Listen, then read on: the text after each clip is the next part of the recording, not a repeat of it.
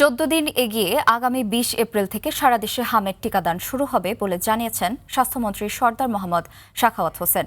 ইউনিসেফের মাধ্যমে 419 কোটি টাকার ভ্যাকসিন ক্রয় করা হচ্ছে বলেও জানান মন্ত্রী। জাতীয় সংসদ অধিবেশনে তিনি এই কথা জানান। এছাড়াও আজ সন্ত্রাস বিরোধী সংশোধনী বিল সহ 5টি বিল সর্বসম্মতিক্রমে পাশ করা হয়। রুদ্র রফিকের রিপোর্ট। মাননীয় সদস্যবৃন্দ, আজ কার্যপ্রণালী বিধির ৮ ঘণ্টা বিলম্বে বুধবার বেলা ১১টায় জাতীয় সংসদের অধিবেশন শুরু হয়। শুরুতে সংসদ সদস্যরা জনগুরুত্বপূর্ণ বিষয়ে সংশ্লিষ্ট মন্ত্রণালয়ে দৃষ্টি আকর্ষণ করেন। মোহাম্মদ আব্দুল আজিজ নাটোর 4, ব্রাহ্মণবাড়িয়া 2 আসনের সংসদ সদস্য স্বাস্থ্যমন্ত্রীর কাছে হামের প্রকৃত চিত্র ও টিকার হিসেব তুলে ধরার আহ্বান জানান। মাঠ পর্যায়ের প্রকৃত চিত্র এবং টিকার মজুদ ও বিতরণের পরিসংখ্যান এই মহান সংসদে পেশ করবেন। এ সময় স্বাস্থ্যমন্ত্রী বলেন, দেশে হামের ভ্যাকসিনের মজুদ স্থিতিশীল রয়েছে। We are expediting the vaccination program all over the country from 20th of this month. আমরা 14 দিন এগিয়ে নিয়ে আসছি। From 3rd May থেকে আমরা এটা আগামী 20 তারিখ থেকে ইনশাআল্লাহ শুরু করব। হাম নিয়ে আতঙ্কিত না হওয়ার আহ্বান জানান স্বাস্থ্যমন্ত্রী। ইউনিসেফের মাধ্যমে 419 কোটি টাকার ভ্যাকসিন ক্রয় প্রক্রিয়া চূড়ান্ত পর্যায়ে রয়েছে।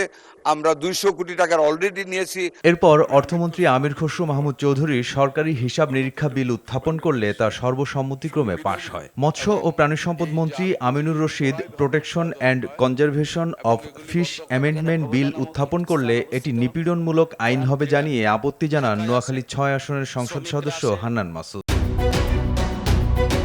1.5 যুগ ধরে ভালোবাসার নিড়ে এসিআই পিওর সল্ট।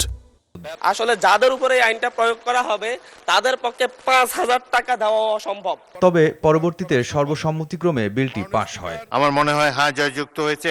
জয়যুক্ত হয়েছে। স্থানীয় সরকার, পল্লী উন্নয়ন ও সমবায় মন্ত্রী মির্জা ফখরুল ইসলাম আলমগীরের পক্ষে প্রতিমন্ত্রী মীর শাহে আলম শেখ হাসিনা পল্লী উন্নয়ন একাডেমি জামালপুর সংশোধনী বিল এবং পানি সরবরাহ ও পয়ঃনিষ্কাশন কর্তৃপক্ষ সংশোধনী বিল উত্থাপন করেন। বিল দুটি সর্বসম্মতিক্রমে পাশ হয়। সর্বসম্মতিক্রমে পাশ হলো। এরপর স্বরাষ্ট্রমন্ত্রী সালাউদ্দিন আহমদ সন্ত্রাস বিরোধী সংশোধনী বিল পাশ করার জন্য সংসদে উত্থাপন করেন। সবাই মিলে এটা আন্দোলন করেছিলেন।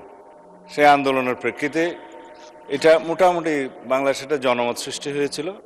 সেই প্রেক্ষিতে তাদের কার্যক্রম নিষিদ্ধ করা হয়েছে সন্ত্রাস বিরোধী আইনে, এবং অ্যাকর্ডিংলি সেটা নির্বাচন কমিশনে তাদের রেজিস্ট্রেশনটাও সাসপেন্ডেড হয়ে আছে।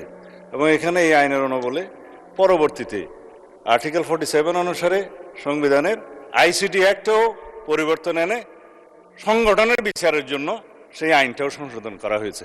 বিলটি পাশ করার প্রস্তাব উত্থাপনের আগ মুহূর্তে বিরোধী দলীয় নেতা ডক্টর শফিকুর রহমান আপত্তি জানান। আমরা কি অনুরোধ করতে পারি যে এটা পাশের জন্য একটু সময় হাতে রেখে আমাদেরকে একটু সুযোগ দেওয়া হোক। এখন বিলের এই স্টেজে আর আপত্তি করার সুযোগ নেই। যদিও পরবর্তীতে সর্বসম্মতিক্রমে সন্ত্রাস বিরোধী সংশোধনী বিলটি পাশ হয়। সন্ত্রাস বিরোধী সংশোধন বিল 2026 সর্বসম্মতিক্রমে পাশ হলো। রুদ্র রফিক, RTV, ঢাকা। আজান দিছে তো।